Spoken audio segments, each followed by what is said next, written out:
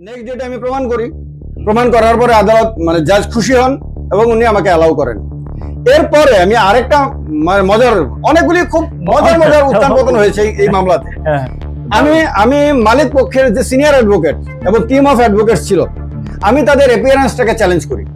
আমি বলি যে স্যার, আমার পারমিশন ছাড়া মালিক পক্ষ এই মামলাতে উকিল নিয়োগ করতে পারে না।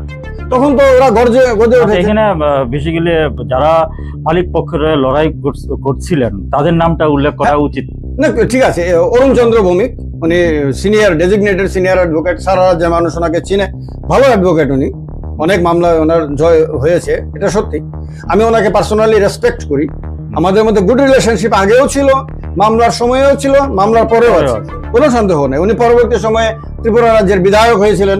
হাইকোর্ট থেকে নোটিশ আসে, ওরা হাইকোর্টে গিয়ে ওই যা উকিল বাতিল হয়েছে এটাকে চ্যালেঞ্জ করে রিট পিটিশন করে। আচ্ছা, এবারে হাইকোর্টে যাই আমরা। হাইকোর্টে গিয়ে আবার সেখানে আমি দাঁড়াই, ঠিক আছে, আবার সেখানে ওই মানে অ্যাডভোকেটরা দাঁড়ান।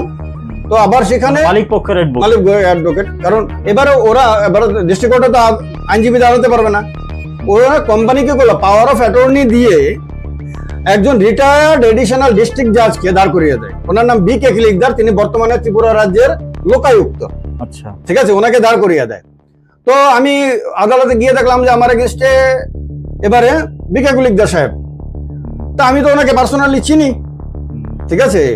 তো আমি তো জানি যে উনি জাজ ছিলেন। তো জাজ হতে গেলে প্রথমে তো ল পড়তেই হবে, ল ডিগ্রি থাকতেই হবে। সুতরাং basically he is a lawyer, আর লয়ার তো এখানে বার্ড। তো আমি তখন আবার আইনের বই পড়ে আমি কনফিডেন্ট হই, আদালতে গিয়ে ওনাকে আমি অবজেকশন দিই, আমি ওনার অ্যাপিয়ারেন্সটাকে আদালতে আমি জাজকে বলি যে স্যার, এই যে পাওয়ার অফ অ্যাটর্নি এটা ইলিগাল। তা আবার সেখানে তর্ক বিতর্ক হয়। জাজ সাহেব আমাকে বললেন তুমি প্রমাণ করতে পারলে আমি দেখবো। আমি আবার প্রমাণ করি, প্রমাণ করার পরে আবার ওনাকে বাতিল করে দেওয়া হয়। উনি আউট হয়ে যান এই মামলা থেকে। আচ্ছা, মানে কিলিকদার সাহেব উনি আউট হয়ে যান।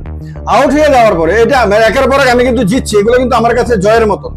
আমি একজন নাগরিক যে ল নিয়ে পড়াশোনা করিনি, যার LLB ডিগ্রি নাই, সে এইভাবে একের পর এক এস্টাবলিশ করছে আদালতে নিজের ক্যাপাসিটি। তো এরপরে কি করলো, ওরা আবার এই অর্ডারটাকে চ্যালেঞ্জ করে আবার হাইকোর্টে যায়। আচ্ছা, ঠিক আছে, বিকে কিলিকদারের যে অর্ডার, হ্যাঁ, অর্ডারটা পাওয়ার অফ অ্যাটর্নিটাকে ক্যান্সেল করার কারণে আবার হাইকোর্টে যায়। সেখানে আবার ফাইট হয়, আবার আমি আমার পজিশন খুব জোরদার ভাবে তুলে ধরি।